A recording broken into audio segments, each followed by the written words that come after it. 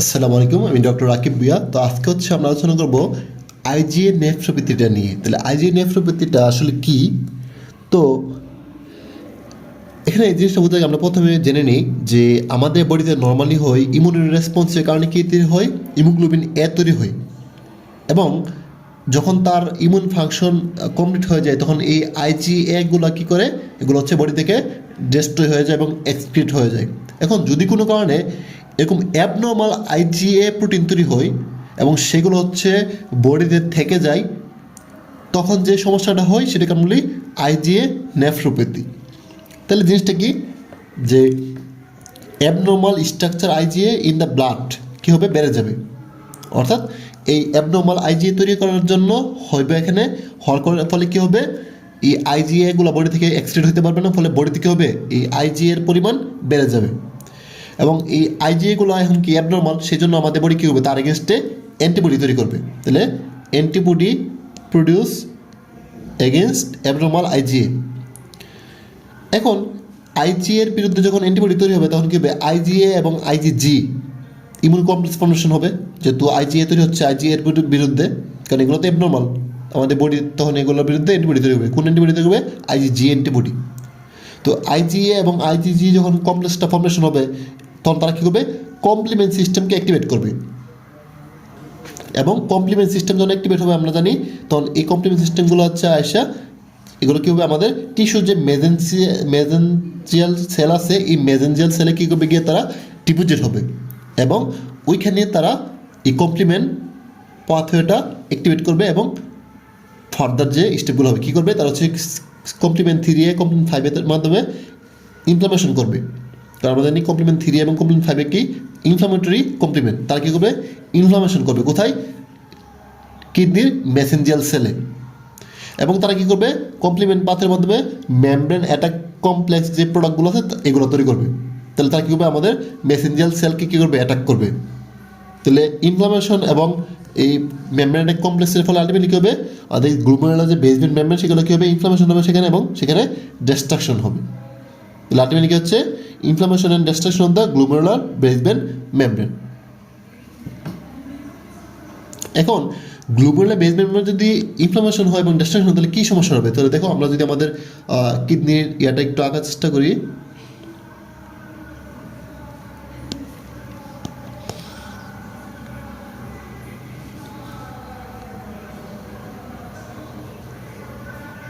আমাদের গ্লুমেরুলাস এবং তার বেসমেন্ট মেমব্রেন। তাহলে এই মেসেঞ্জার সেল এখানে যদি ইনফ্লামেশন হয় তাহলে এগুলো ডিস্ট্রাকশন হয়, তাহলে এখানে কী হবে, এখানে আমরা জানি তার যেহেতু এখানে ব্লাড ভেসেলগুলোকে ইনভলভ করবে, তাহলে এদিক দিয়ে কী হবে, ব্লাড বা আরবিসি আসবে, ফলে কী তৈরি হবে, হেমাচুরিয়া। এবং মনে রাখবে haematuria earliest sign of IgA nephropathy. তাহলে আইজিএ নেফ্রোপ্যাথি আর্লিয়েস্ট সাইন কি, হেমাচুরিয়া। এবং এখানে যেহেতু ইনফ্লামেশন হচ্ছে তখন এখানে কী হবে, এখানে স্কারিং হয়ে যাবে না। আমরা জানি ক্রনিক ইনফ্লামেশনে কী হয়, ফাইব্রোসিস হয় কী হবে, এখানে স্কার তৈরি করে ফেলবে। তাহলে এখানে যদি স্কার তৈরি হয়ে যায় তাহলে এদিক দিয়ে কি ফিল্ট্রেশন হতে পারবে না। ফলে এদিক দিয়ে যখন গ্লুমেরুলাস যখন ফিল্টারের জন্য আসবে, আইসা থেকে কী হবে, এদিক দিয়ে ফিল্টার হতে না পারে, এদের আবার বডিতে ব্যাক করে চলে যাবে। তাহলে এদিক দিয়ে কী হবে,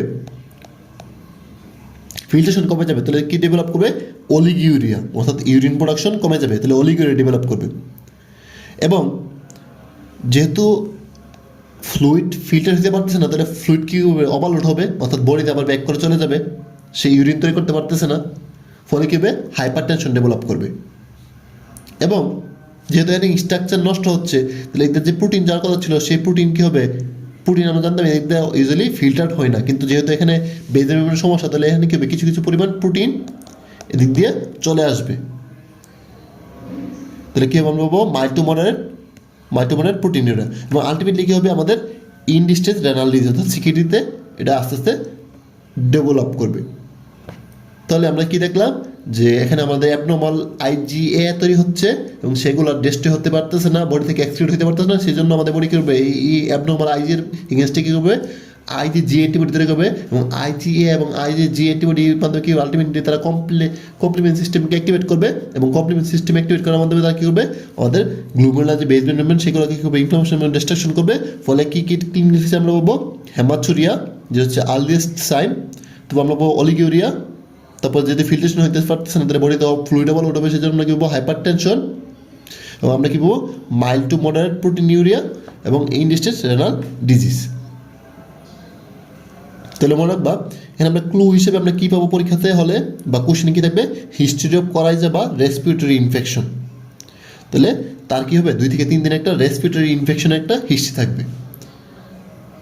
ওকে, অর্থাৎ এই রেসপিরেটরি ইনফেকশনের এগেনস্টে যখন আমাদের আইজিএ তৈরি হবে, ইমিউন সিস্টেম অ্যাক্টিভেট হবে, তখন সেখানে অ্যাবনর্মাল আইজিএ তৈরি হবে জেনেটিক কারণে।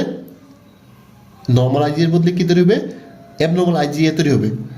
তাহলে কী করবো আমরা হিস্ট্রিতে কী পাবো রেসপিরেটরি ইনফেকশন আমরা একটা হিস্ট্রি রাখবো কতদিন 2 থেকে 3 দিন আগে। একটা জিনিস মনে রাখবা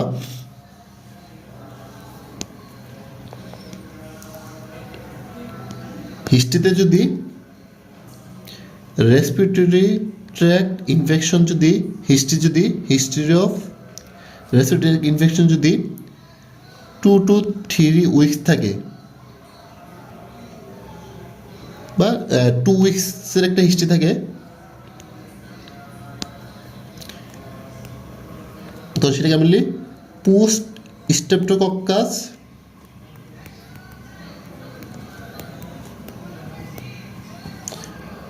গ্লোমেরুলোনেফ্রাইটিস। তাহলে যদি রেসপিরেটরি ইনফেকশনের 2 সপ্তাহ পরে হিস্ট্রি দেয় তাহলে সেটা কী হবে, সেটা হচ্ছে পোস্ট স্ট্রেপ্টোকক্কাল গ্লোমেরুলোনেফ্রাইটিস। আর যদি হিস্ট্রিতে বলে আরটি হচ্ছে কত 2 থেকে 3 দিন, তো সেটা হচ্ছে আইজিএ নেফ্রোপ্যাথি। তাহলে মনে থাকবে। তাহলে পরীক্ষার ক্লুতে যদি কোশ্চেন থাকে যে পেশেন্টের রেসপিরেটরি ইনফেকশন আছে এবং সেই ইনফেকশনটা কত 2 উইকস, তাহলে সেটা হবে পোস্ট স্ট্রেপ্টোকক্কাল গ্লোমেরুলোনেফ্রাইটিস। আর যদি হিস্ট্রিতে বলে যে তার রেসপিরেটরি ইনফেকশনটা কত 2 to 3 days এগো, তাহলে কী হবে আইজিএ নেফ্রোপ্যাথি। দুইটাতে কী থাকে হিস্ট্রিতে রেসপিরেটরি ইনফেকশনের হিস্ট্রি থাকবে। যদি 2 থেকে 3 দিন হয় তাহলে আইজিএ নেফ্রোপ্যাথি, আর 2 উইকসের হিস্ট্রি থাকে তাহলে সেটা হবে পোস্ট স্ট্রেপ্টোকক্কাল গ্লোমেরুলোনেফ্রাইটিস। এবার সেই ম্যানেজমেন্ট, তাহলে ম্যানেজমেন্ট কি, ম্যানেজমেন্ট হচ্ছে এসি ইনহিবিটর এবং এআরবি, এসি ইনহিবিটর এবং এআরবি, আর হচ্ছে হাইডোজ গ্লুকোকর্টিকয়েড। হাইডোজ গ্লুকোকর্টিকয়েড এখানে দেবো যেহেতু একটা ইনফ্লামেটরি কন্ডিশন এবং অটোইমিউন কন্ডিশন, এই জন্য আমরা কী দেবো গ্লুকোকর্টিকয়েড দিব। আর এসি ইনহিবিটর এবং এআরবি কেন দিব, যেহেতু এখানে মাইল্ড প্রোটিনিউরিয়া হচ্ছে, তাহলে তারা কী করবে, তারা হচ্ছে ইফারেন আর্টেরিয়ালকে কী করবে ডাইলেট করে দিবে। তাহলে আলটিমেটলি এসি এবং এআরবি কী করবে এটাকে হচ্ছে কস্টিক করে দিবে ইফারেন আর্টেরিয়ালকে, আলটিমেটলি আমাদের ফিল্ট্রেশন রেটটা হচ্ছে বেড়ে যাবে। ওকে, তাহলে আমরা ট্রিটমেন্ট কী পেলাম এসি এবং এআরবি আর হচ্ছে হাইডোজ গ্লুকোকর্টিকয়েড। তাহলে এই ছিল আমাদের আইজিএ নেফ্রোপ্যাথি নিয়ে আলোচনা। আশা করি তোমরা সবাই বুঝতে পেরেছো। সবাইকে অনেক ধন্যবাদ। আসসালামু আলাইকুম।